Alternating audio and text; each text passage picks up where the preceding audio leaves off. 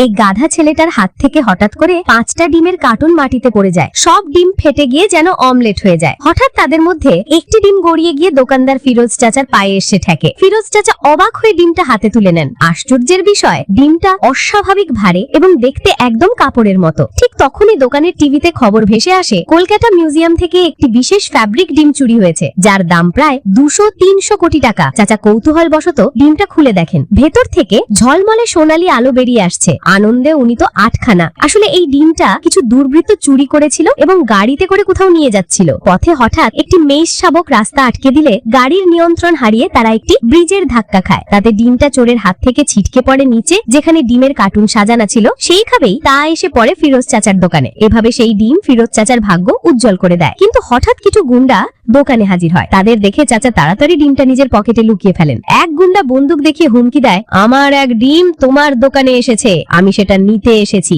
তারপর সব গুন্ডা মিলে একে একে দোকানের সব ডিম ফাটাতে শুরু করে। কিন্তু যতই ভাঙুক, সেই মহামূল্যবান ডিম তাদের হাতে কিছুতেই আসে।